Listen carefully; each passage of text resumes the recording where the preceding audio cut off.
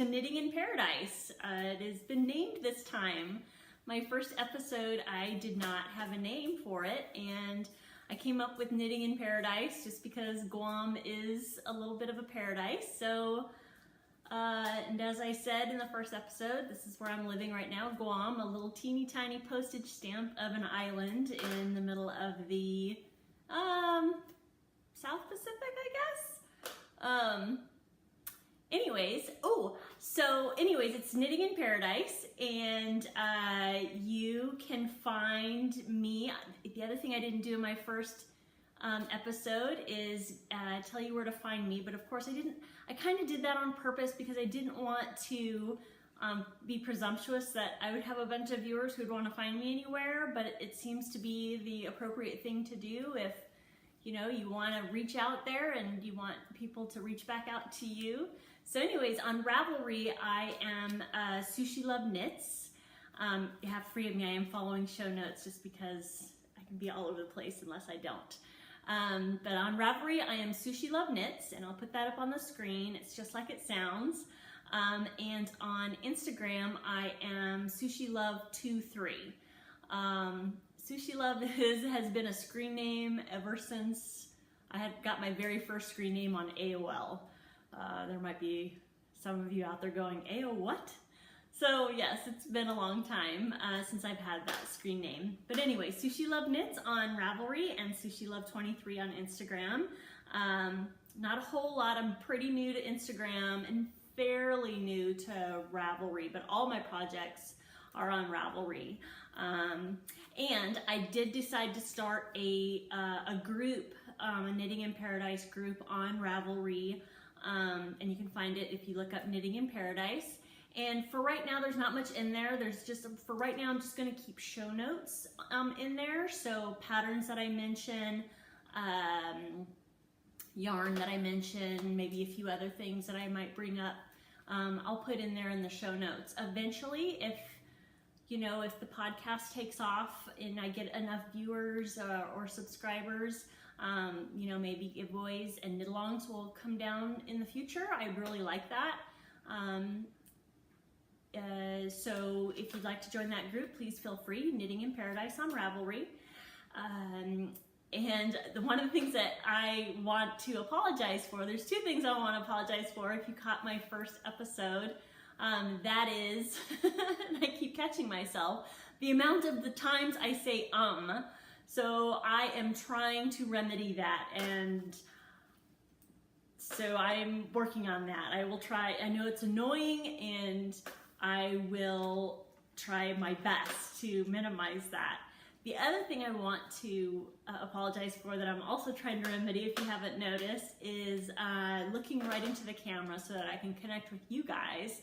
It's just hard when I see myself right off to the side there, and I want to make sure that I'm not making any funny faces, so I take a peek, or, right now I'm noticing there's a glare on my glasses. I apologize for that. I probably don't have to wear my glasses. I just like to. The world is a little bit fuzzier with I can manage without my glasses, but anyways, so trying to minimize and trying to look into the camera instead of at myself. And the only reason I have the camera facing me, or the screen facing me, is so when I want to show something up close, I want to make sure that it's going to focus. So I'm going to have to deal with that distraction. But anyways, I will definitely make much bigger efforts to stop saying so much and to look right into the camera. There it goes again. So let's see if there's anything else that I have wanted to talk about before we get right into talking about knitting and yarn, which is hopefully why you're here. The only other thing I wanted to talk about admin-wise is I really didn't expect any viewers to find my podcast or find my channel this early on, because I only have one video up. This will be podcast episode number 2, and generally when you type into search for a channel or a podcast, if there's only a couple of videos, they're not going to come up in your search until there's quite a few. I'm not sure what the magic number is, but anyways, I didn't expect to have any viewers yet, and it turns out I do have a few, and I'm very grateful for them, and I even got an encouraging comment from somebody. You know who you are. So thank you very much for that encouragement, and that really was just kind of the push I needed to do a second episode. So if you are a returning viewer, and I use the singular tense on purpose, I welcome back and thank you for giving me another shot. And if you are new to viewing my podcast, I hope you enjoy it. I hope you stick around, and I hope you see or hear something that you enjoy and you are want to watch some more. So anyways, let's get into some knitting and some yarn goodness. Let's talk about, there I go with the ums again. What do I do? You know, for the looking into the camera, I have a sticky note with 3 giant arrows pointing, saying, look here, and that's kind of my crutch. But I don't know what I can do. Maybe I should put a, a rubber band on my wrist and snap myself every time I say but I think I don't even realize it most of the time. So I'm working on it. So let's start with finished objects. I have a couple, and like I said in my first episode, a lot of what I have knit, they get shipped off island almost immediately, because most of what I knit for other people, and all of my family and friends, most of my family and friends, of course, live back in the States. So I knit for other people. My finished objects don't stick around long enough. So some of my finished objects I will be showing in a picture for you. So, however, the good thing is that Christmas is coming up, so a lot of my knitting right now is for gifts. So I haven't shipped those things off yet. So I'm going to try to split up my finished objects from things that I have finished a while ago, just because I just want to share, and finished objects that I've finished recently. So the first finished object is, I do have, it is a Christmas gift. So, and I don't think she'll be, well, again, I can count on one hand, I think, how many viewers I have right now. And I haven't told any of my family or friends about the podcast. Well, I don't even think I need to explain to you. I just don't know. You know, there's something about the people that you know watching you on a podcast. I'm just not ready for that kind of critique yet, even though I think most of my family and friends would be super supportive. It's just kind of awkward so far. So anyways, I digress. So the first finished object I'm going to show you is a gift for technically she's my stepsister, but I'm an only child, so I call her my sister because I enjoy saying that she's my sister, and I enjoy the idea that I have a sister. So anyway, it's for my sister, and pair of socks. So if they look huge to you, you would be correct. They are huge. So this is basically a vanilla pattern. I'm pretty sure it's my favorite vanilla socks pattern. I can't remember. I'll put it up, of course, on the screen, who the designer is. But like I said in my first episode, I have been experimenting with different recipes for socks. You know, I haven't tried toe up yet. I've just been doing cuff down so far. But I have done DPNs and the 9-inch circular and the magic loop. And then I've done 64 inches, which is what these are. And unfortunately, I did 64 inches on these guys, and with a 1.5, a US 1.5 needle, which is a 2.5 millimeter. And that 1/4 millimeter, I tell you, really makes a difference. So they're kind of big, but fortunately, my sister, not to say she has big feet, but she is a lot taller than I am. I think she's like 5'10", 5'11". So while I put these on to see how they fit me, and they fit me. There's no negative ease for me, but they're not saggy. So I think there might be some good negative ease for her. And if, for no other reason, I really think these will be kind of wear around the house type socks. But I call these my zombie cats because the yarn that I use, and let me give you a little close-up, really fun, that yarn. So that yarn is by Lolo Did It, and that's Pretty Little Zombies. I'm pretty sure I showed these to you as a either a hoe or a work in progress last time, but I did finish them. So that's Lolo Did It's Pretty Little Zombies, and then this is by Lambstrings Yarn, and this is called Black Cat. And I'm not sure if the lighting is picking it up, but you can see little flecks here of like a deep cat eye green, which I think was just really kind of elevated the black a little bit. And I really wanted to do the cuffs and toes, or excuse me, the heels and toes in the black as well, but I don't think I had enough. I did one of the swaps I mentioned, I think in my first episode, one of the non-swap swaps that the grocery girls had, where you just kind of paid an amount of money and you got 10 little mini skeins from Lambstrings Yarn, and it was great, but they're tiny little, I think there's only like 10 grams. So I didn't really have enough but I thought these turned out really well. So these are for Jessica, and they have been blocked. So I'm pretty happy with those. And again, I did these with DPNs. 64 stitches, 1.5, which I just think, unless I'm going to do a pair of socks for my husband now in the future, or if Jessica wants another pair, I'm going to stick with the US ones, the 2.25 millimeter. Gives me a little bit better size. Oh, I also did the Eye of Partridge heel.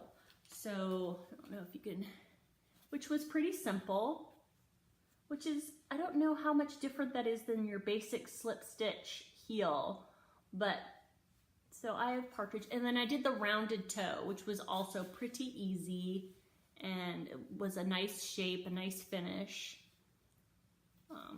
So yeah, I call them my zombie cats.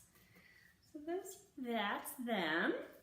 And the next FO I want to talk about is the Bal Harbour wrap. And I'm going to insert a picture. I'm going to insert a couple of pictures, but the main picture is going to show you the issue that I've had with tension. And it's probably, I think it's a common issue with new knitters, and maybe even not so new knitters, but I'm a tight knitter. And so I did this wrap, and who is it by? It's by Linda Browning.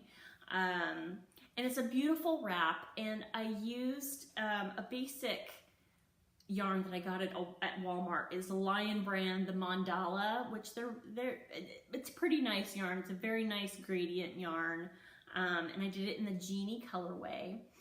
And the pattern called for 4 millimeter needles, and that's what I did it in.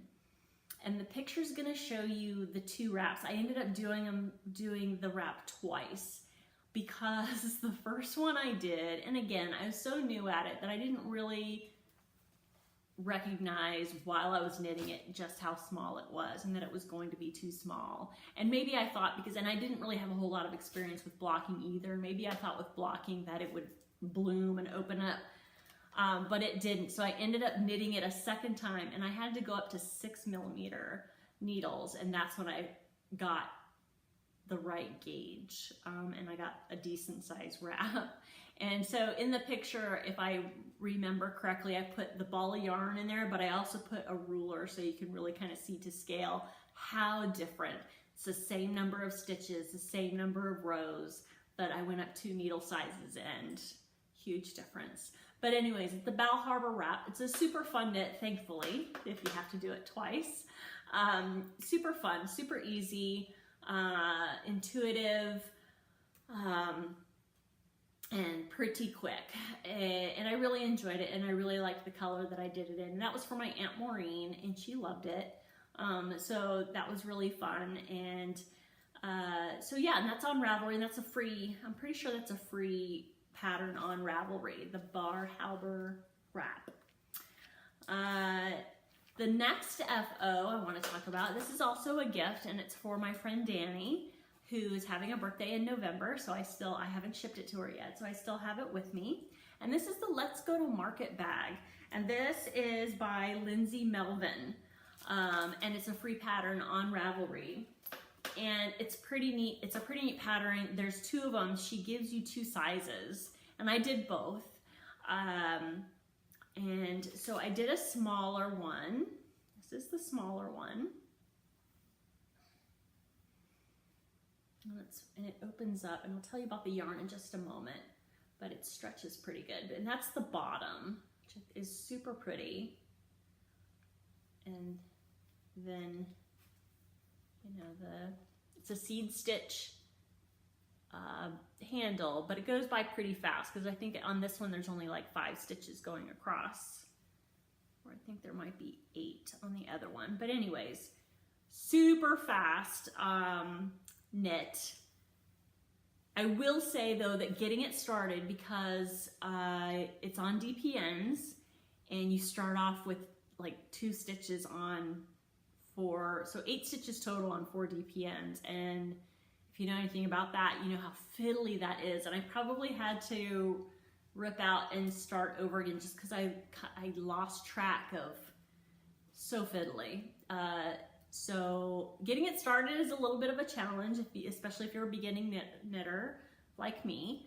But once you get it going, it's super, super easy and super fast. And of course, this was just, you know, your yarn over and knit fast, fast, fast. And then the second size was it's a pretty good size. And again, this same thing, the bottom and the seed stitch. Yeah, I think there's like 8 stitches going across, but still pretty fast.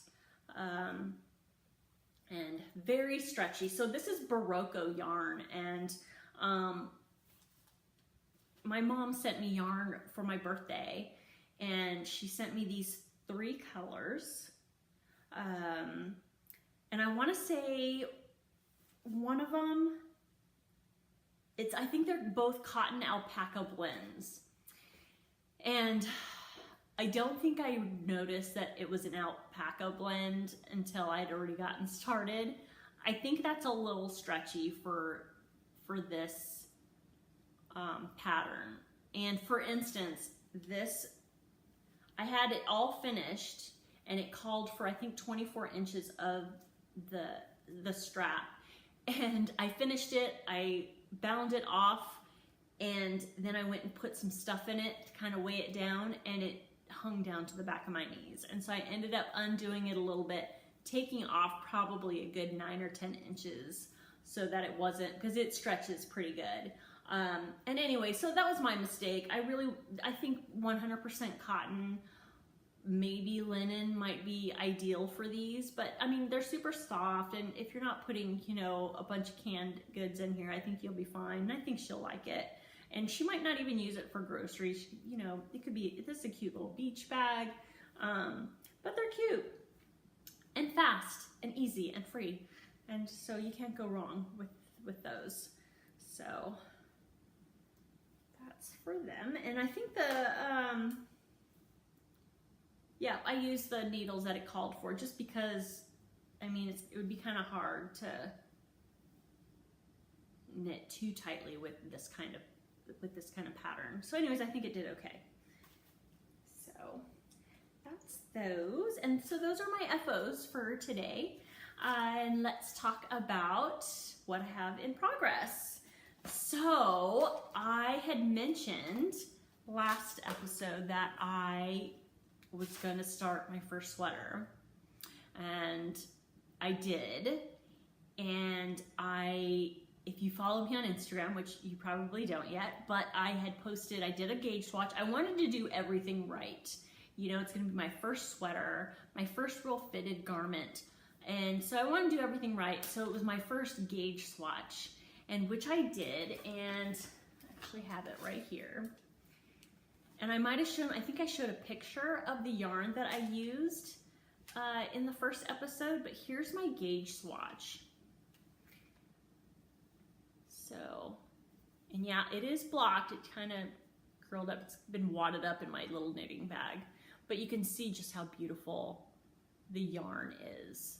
So that's Knit Picks Hawthorne hand painted in Eugene, which I talked about last episode. And I didn't have, like I said, I showed a picture So that's the gauge swap, and here's the end of my skein.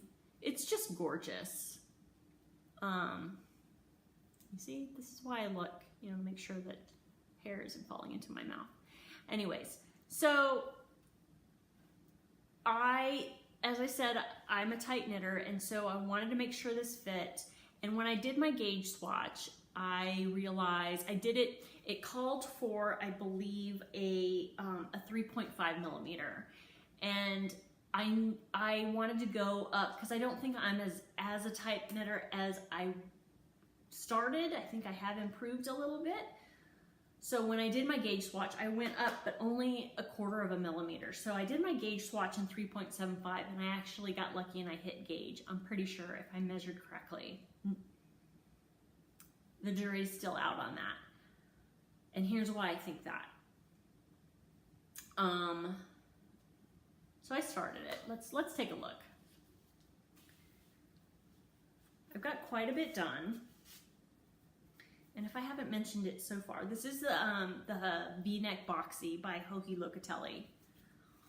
Gorgeous pattern, pretty simple structure, which is one of the reasons why I picked it. But I also picked it because it's just right up my alley. I love V-neck. I love drapey sweaters. I love sweaters that kind of hang like right around the hips. And I like negative ease. So that's, I mean, tick, tick, tick, all the boxes. So here's what I have so far. And the fabric is turning out gorgeous. I mean, this is going to be this little line right here. You start off doing the shoulders, and it's basically garter stitch with stockinette kind of alternating. And then you go right into stockinette. How gorgeous is that yarn? I'm so excited about it. And that's one of the mistakes I made as well. I picked a yarn that I'm in love with, so now I'm emotionally attached to this. And as we all know as knitters, the more emotionally attached we are to a project, the more afraid we are about making mistakes. Or not afraid, but stressed out. But I've been battling the peaks and the valleys of stress as far as doing this sweater, because I know it's my first time and I know it's not going to be perfect. So why I picked a yarn that I love, I don't know, but there I am. But again, I'm struggling with the idea of, you know what, Heather, you're going to have to, the finished product, you're going to have to accept it because it's your first sweater, and this is how we learn, right? This is how we learn. And so my issue is that it seems huge. So this is the back panel. And that's the other thing. I really wanted to try to keep it simple. And the pattern is lovely. It gives you the option of doing seamed or unseamed. And while I know how to knit in the round, I thought for my first sweater, it would be better if I did panels instead. And so I chose to do it that way, to try to keep things simple. And you start off, like this right here is going to go across the shoulders and down, like right about to here. And then you add on the sleeves. And it just seems really big to me. And like I said, I only went up 1/4 of a millimeter for the needle. And I know I'm not a loose knitter. So we'll see. You know, I know that when I blocked my little swatch, it did tighten up a little bit. So I'm hopeful that this isn't as huge as it appears to be. But I am loving how the fabric is knitting up. So there's that. And it's super easy. Right now, it's almost boring just because it's straight, you know, knit, purl, well, knit row, purl row. It's stockinette stitch, you know, going back and forth. And so that gets a little. I have probably a good 10 inches left before I finish this back panel. So there's the saga of my first sweater. If you have any tips, if you have any suggestions, if you have any comments whatsoever about what I've said about this project, because I kind of wanted to share it with you all for that purpose, since it is my first sweater, my first fitted garment. You know, I did want to kind of share my journey with you in this podcast. So please feel free to comment at any time. I'm excellent at taking criticism, constructive or otherwise. I'm pretty good, so please feel free. But I'm pretty excited about it. Again, that's the V-neck boxy by Hohi Locatelli. It's on Ravelry, and it's pretty reasonable. So there's that. The next thing that's on my needles, excuse me, bending over here, is another sock, which I've really been enjoying knitting socks. And like I said, I have been experimenting with techniques, needle sizes, needle types, and it's been super fun. And I think I found my perfect recipe. So basically I have somewhat of a hoe. It's only somewhat of a hoe because I haven't woven in the ends. So here we have my hoe. And this has been super fun for a couple of reasons. This is my first experience with self-striping yarn, which I love. It's been so fun. And this is Knit Picks Felici, which is lovely if you have yet to try their Felici. And they had a sale, so it was good. I got probably 4 skeins in their last sale that they had. So if they ever have a sale on Knit Picks with the Felici, I highly recommend it. It's super soft. This is the Stormy Sky colorway. But anyways, and I just love how the stripes are knitting up, and they're super fun. And at first it was very subtle, and I'm like, when is this gonna stripe up? And it just did, because you could see right when I got started, it was just started with the light. So it was super subtle. And the heel, toe, and cuffs are done in one of the Lolo Did It minis that I ordered from her. And that's called, in her Everyday Sock in Shaboom. And I just thought these 2 colorways looked just so lovely together. It's going a little blown out. You can see better with the sock. So this is also, the pattern is called the Espresso Shot Shorty Socks. Free on Ravelry. I like the shorty socks. Gives you, you finish a sock, of course, that much faster, and you get that much faster feeling of accomplishment, which who doesn't love that? Very, very simple, and this was also, one of the other reasons this was fun for me is this was my first foray into the afterthought heel, which I love. I don't know if I'll ever do a heel flap and gusset again. I love it because it's also, there's no gaps, very minimal over here. And that's only because I haven't woven in the ends. Once I weave in the ends, this little gap right here will be drawn in once I weave in that end. Same thing on the other side. Other than that, it's just seamless when you put it in, and it's so easy. And this was the kind, I'm pretty sure there's 2 types of afterthought heels, and that's where you cut your own yarn, is one way, but this way is she had you knit in some waste yarn, which I thought was pretty easy, and you don't have to stress about cutting your working yarn, if I'm not mistaken about that. But anyways, this had you knit in 1 strand of waste yarn, and then you knit a couple of inches, and then you go back and you put in your heel. So easy, I loved it. And then knit, knit, knit, knit, your basic vanilla foot, and then I did the wedge toe, which was in the pattern. I really liked the rounded toe, but once I just decided to do the wedge toe just to do something different, and I like that too. It fits this sock, it fits me perfect. The other thing I did, this was my first sock on a magic loop, which I love magic loop anyways, but this is the first time I did a sock on them, and super easy, especially when you're doing an afterthought heel. I don't know if doing that heel flap and gusset. I'm sure when you're an experienced knitter and you've done it, you're like, oh yeah, it's easy, but just the afterthought heel, the magic loop, is just so easy. So I did this on magic loop for the first time, love it.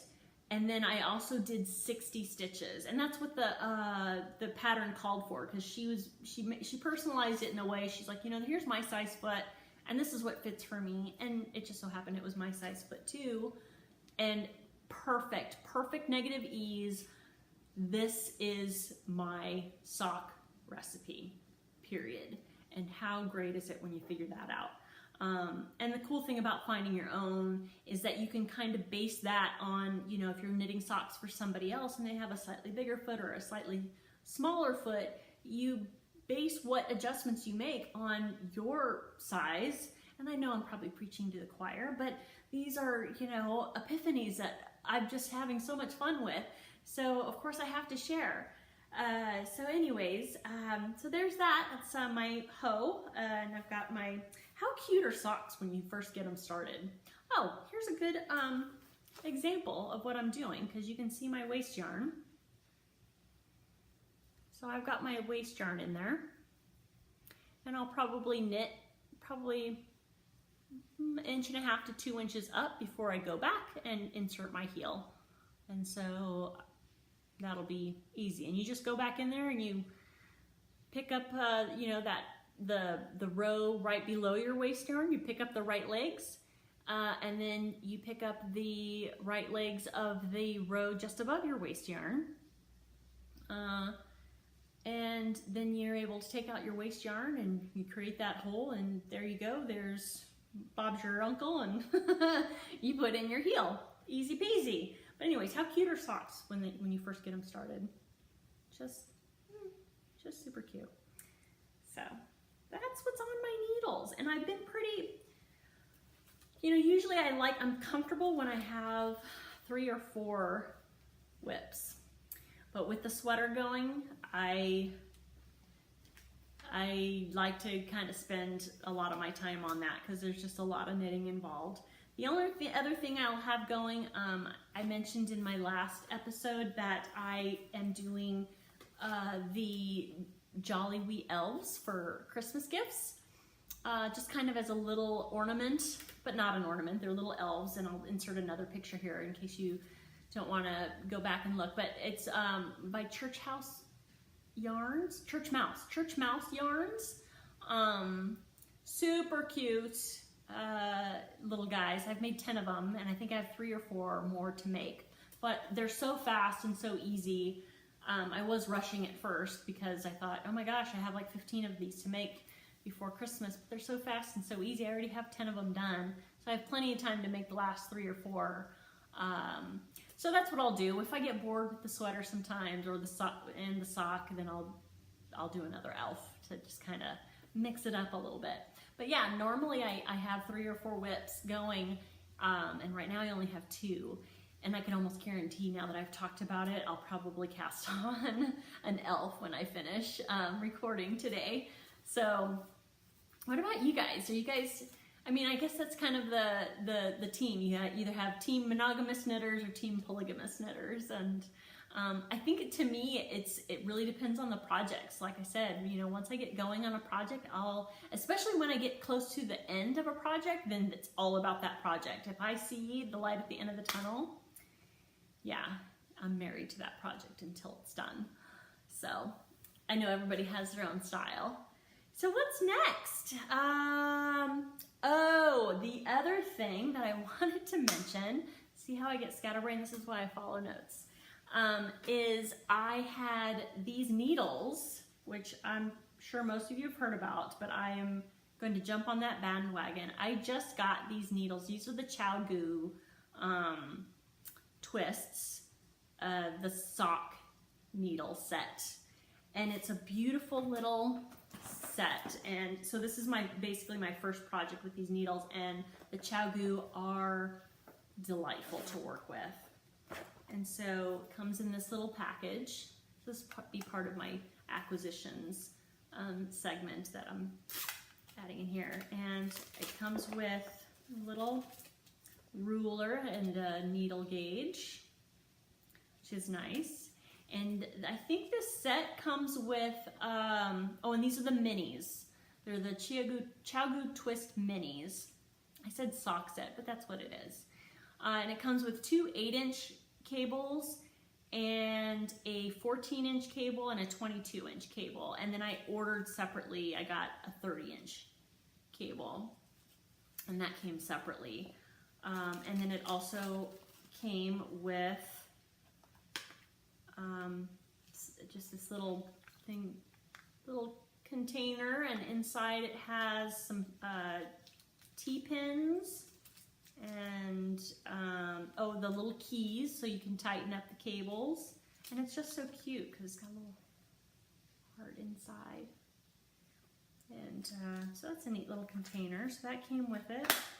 And then of course, the best part, these guys. And the needles are just super sharp and smooth and lovely. And so it came with those different sizes. 000s. What? If you've used 000s, I want to know about it. You got to share with me what you did with those 000s. I don't know. What would you? Oh, I guess lace and lace weight. But I would love to hear your experience because they feel like sewing needles in my hands. I feel like I'm like a troll. But they're gorgeous. So 000s, which are 1.5 millimeters, 000s, which are 1.75, zeros, which I might attempt. I mean, they're not too terribly bad. Those are 2 millimeters. And then of course the 1s and the 1.5. Super, super cute. And a dream to work with, I can tell you. It's worth the money. People talk about how expensive they are, and I guess relative to some brands of needles, they are, but I think for the value for what you're getting with the ChowGoos, the cable is unbelievable. I mean, I'm a Hiya person. I love my Hiya sharps. And I love the cables, and I love everything about them. That's what I'm doing my sweater on. I'm using my Hiya sharps, and I love them. The cable on these minis, you can't interchange your regular ChowGoo, and you probably already know this, but in case you don't have any ChowGoo and you're thinking about getting them, you can't interchange the mini cables and the mini needles with the cables that come with the regular ChowGoo needles. And they're just, I'm all tangled up, but this cable, you just can't beat it. It's just, there's no memory, and it's super thin and it's super light, and I'm running out of adjectives. They're fantastic. If you're thinking about ChowGoos, I highly recommend them. They're fantastic. So there's that. So a little bit of peek into acquisitions. I love that little set, mini ChowGoo minis. Okay.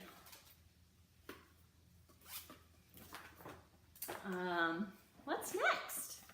Let's talk about my well, I want to call them kind of acquisitions because I'm not a huge stash person. As you notice, I kind of added this, but this was mainly for kind of the ambiance of a knitting and yarn podcast. I kind of added my little shelf of, but that's all my, I don't want to use cheap as a derogatory term, but it is. I did talk a little bit about my stash and how I came by it and what it consists of during the first episode, and you know, learning about indie dyers and learning about good wool and just everything that's out there. You know, I don't want to call myself a yarn snob because, like I said before, acrylic has its place.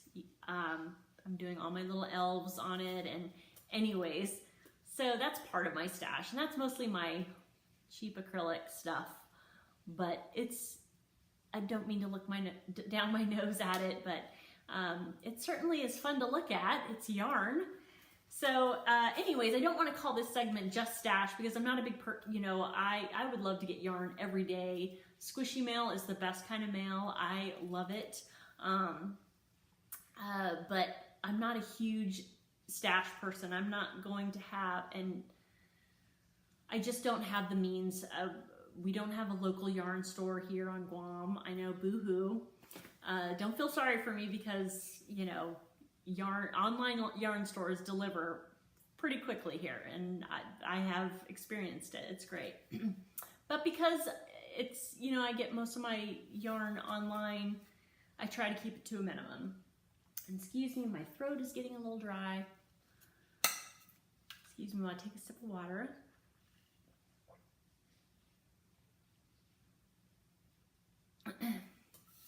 What am I drinking today? Water in my hydro flask, which keeps everything ice cold for hours. Anyways, I digress. I will call this segment acquisitions, and I'll talk about things other than yarn. That's why I'm not going to call it stash. I kind of digressed about why it's not calling. I'm not calling a segment stash. It's going to be acquisitions. I'm going to talk about other things that I get to and how I come by them and why, and I think that makes it a little bit more fun. Everybody loves yarn. I love yarn too, and so that will be part of it, but it's not going to be everything. But it will be the first part. So my first thing in my acquisitions, this came in a knit crate a few months back, and it's gorgeous. And this is Lorna's Laces, and this is in their lookbook colorway, and it's gorgeous. I got 3 skeins of this, and it looks like it's 100 grams, 215 yards, 100% blue face Leicester wool. Leicester? Help me out, you Brits. I love you. So Lorna's Laces, hand dyed, gorgeous. The only thing I'm bummed out is I have no idea what I'm gonna knit this with. It was a knit crate, so it came with a pattern. I lost the card with the code, and I don't even remember what the pattern was. And I think, if I remember correctly, which is probably why I even lost the card, is I don't think I was real thrilled with the pattern that it came with. So I'm not sure what I'm gonna do with this. It's a little toothy, but it's still fairly soft. It is worsted. I just don't know what I'm gonna do with it. Comments? Suggestions? Do you have this? We'll see, but it's beautiful. Again, it came with a knit crate, which I had for a couple months, but then the yarn was coming faster than I could knit it up. So, yeah. So there's that gorgeousness. The other thing, so my mom sent me some yarny stuff too. She sent me this cute little notions bag. Be bold or italic, just have a regular. Cute. And then, so I just keep a few notions in here. It's a pretty simple bag. One of the things that I got, and I got this idea from one of my favorite podcasts, and I've mentioned her in the first one. She is Candace from Pin Feathers and Pearls. I love her. It's one of my favorite podcasts. I have 3 favorites. Just 3. And she's one of them. And she had gotten this pin, and it's from Shiny Apple, I believe is the name of the company. And I loved it, and I had to have it. So there's the pin. So you'll notice, you won't be able to read it. It's Latin, and I'll read it to you in a second in case you can't read it. But of course, it's got pen and paper, yarn and needles, a heart, and of course, tea or coffee, whatever your preference is. I like tea, but coffee is my first love. But it says, Facio ergo sum, or sum. I don't know Latin. But it's, I make, therefore I am. How fantastic is that? When she said that, I'm like, got on my computer immediately and had to get one. I got one for me, and I got one for my mom because my mom just started knitting. So, yeah. And she's got Shiny Apple. If you go to her page, she's got a bunch of cute pins, and they're reasonable, and this came super fast, and I love it. So there's that. And my beautiful husband, I can thank for the next 2 things. But the first person I want to thank for the next 2 things is one of my other favorite podcasters. The second, in no particular order, like I said, I have 3, Pin Feathers and Pearls. is one, and then the other one is Tea and Possibilities with Nikki. And one of her episodes, she's a big, obviously, her podcast is called Tea and Possibilities. She loves tea, and she shares, I think her boyfriend used to work for David's Tea. And so she used to get a lot of their stuff. But one of the things, and I can't remember how she acquired it, but when she got tea from another company, I can't remember if it was a gift or if she found it, but it's Williamson Tea Company. And she got it in the mail, and then she showed the canister. And as I said, as you can see, one of the things I mentioned in my first podcast, one of my favorite things is elephants. In the whole wide world, it's elephants. I love elephants, everything about them. And when she showed me the canister that her tea came in, I had to get them. Sorry about that. I had to edit that out. I had a little bit of a coughing fit, and you didn't need to. Who needs to hear that? So anyways, when she showed the canister, I had to get it immediately. Well, I would have gotten it immediately, but I happened to share with my husband. I'm like, oh my gosh, look at this beautiful tea that she got in the canister it came in. And he surprised me with it because it just so happened it was a couple weeks before my birthday. Anyways, it comes in this beautiful canister. This is one of them. There's several. And it's all the way around. And look at, beautiful, gorgeous. And this is, and inside, of course, is the tea. And this is the Earl Grey, I believe. Excuse me, English breakfast. This is the English breakfast.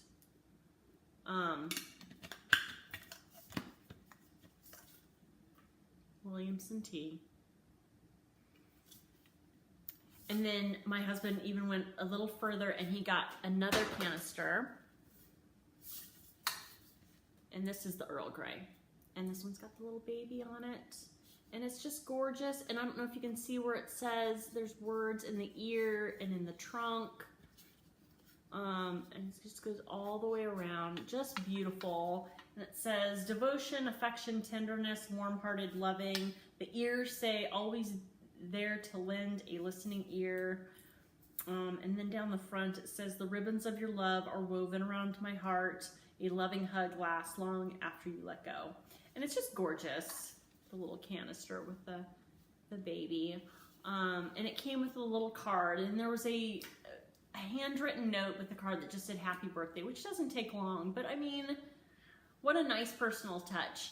So Williamson Tea, and I haven't looked, and I meant to look on their website to look further into it, because it came with the card showed an elephant which clearly was at an orphanage, an elephant rescue place. And so I want to believe that they support elephant rescue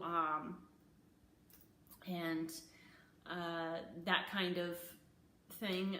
Sorry, I was horribly... I've lost my words for a second. I can't quite articulate what I'm trying to say, but I think they support the elephant quest for, it's endangered right now. It's they're poached badly. They are abused in circuses and, riding camps. They are abused in the streets of Thailand and some other companies, where they will take babies away from the mother and they will walk them in the busy streets of, downtown Bangkok, and they'll charge people money to feed them. It's a horrible life for them. If you go to some of those countries and you have an opportunity and you see that they're, asking you to pay money to feed these elephants, please don't support that. Please don't ride any elephants. They go through terrible abuse. I don't want this to be a political podcast, so I digress. I'm just a huge, lover of elephants. Anyways, this tea also. So this tea was like the first time I've had really good quality tea. Highly recommend it. Williamson Tea. Their Earl Grey. The breakfast tea is nice. The English breakfast is really nice, but the Earl Grey, just really, really good. You can tell the difference in quality versus something you might buy in the grocery store. So that was a treat. And then the other thing that my supportive husband got for me, because he's just so sweet, he got me this shirt, which I thought was fun. Knit Happens, which I'll probably cut up and make a V-neck and do something fun with the sleeves, because I'm not a big, and I just noticed that where the balls of yarn fall. I don't know what I'm going to do about that, because anyways, I thought that was really sweet and thoughtful. So that was really nice.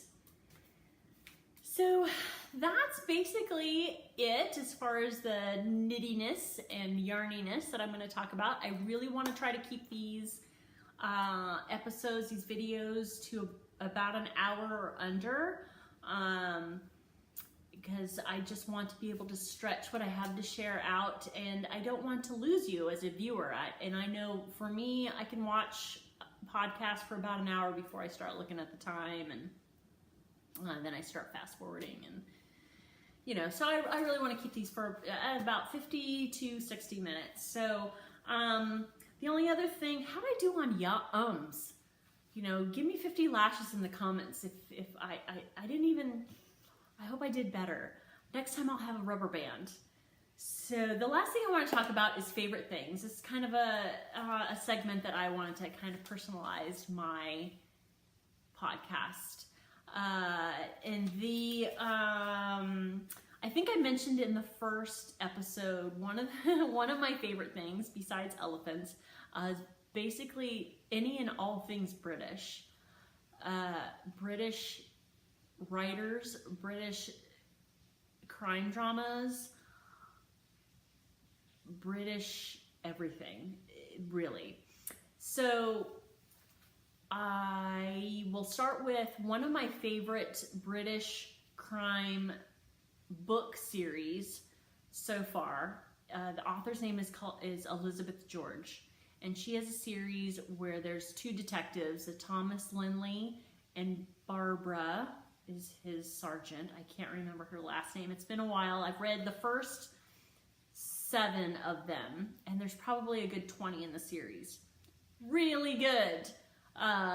Really good series, detective novel, really lovely characters. There's humor, there's heartbreak, and of course there's a murder mystery. Elizabeth George, love her. So that's one of my favorites. Another British things that I love, there are a few Netflix series that I love. If you like crime drama, you don't even have to like the Brits, but why wouldn't you? If you like crime drama and you haven't seen The Following, then you're missing out, and I'm here to help you, and you're welcome. Luther, if you don't know who Idris Elba is, you need him in your life, and you don't even know it, and you're welcome. He's delicious. But anyways, Luther, fantastic show. I binge watched it. Happy Valley, I binge watched that. Fantastic show. And there's another one that just escaped me. Darn it. Paranoid. Really, really good. So there's a few of my favorite things. And that's what I'll leave you with. And I'll make sure I update all my show notes and put it in the knitting group. A lot of stuff hopefully I will have been able to put on the screen for you. If I haven't quite figured out how to put stuff, and this is part of the reason why I created the knitting group, the group on Ravelry to put my show notes, is just to be able to have a place to put my show notes, because I haven't quite figured out how to put it in the comments below. I know a lot of people say, oh, I'll put the link in the comments below. I haven't figured out how to do that yet. However, if that's something that makes it much easier for you, please let me know. Please comment, and I'll figure it out. So, but right now it's just easier to just put a thread on the Ravelry group. It's just easier for me to figure that out. But if it's easier for you to click on the link below, let me know, and I'll work on figuring that out. If you liked this episode, please like it. It's not required, but I guess that's helpful. And so there you go for episode 2. I hope you enjoyed it. I enjoy doing it. I enjoy talking about things. I enjoy sharing my experiences. And I learned actually a lot watching other podcasts. So that's why I'm doing this. I'm hoping to share the love. And if you're wondering who that third podcast is, who I adore, really, do you even need to, I mean, you must have been able to figure it out. It's the Grocery Girls is the third. Loved them. Binge watched them. It was ridiculous. I watched them like it was my job. Anyways, those were my 3 favorite podcasters. And again, do you see why I do show notes? Because I'm all over the place. But anyways, thank you so much for joining me today. I really enjoy doing this. Please feel free to comment. Please feel free to like my channel, subscribe if you want to, and that way you'll get notifications when I'm going to try to do this about every 3 weeks, and it might get more frequent as I get more comfortable with editing and recording, but right now I'm at about 3 weeks, and so I'm going to keep it that way for a little while and see what happens. But so again, thank you for joining me. I really appreciate you being here and taking time out of your day. And I wish you happy knitting, and I hope to see you next time. Bye.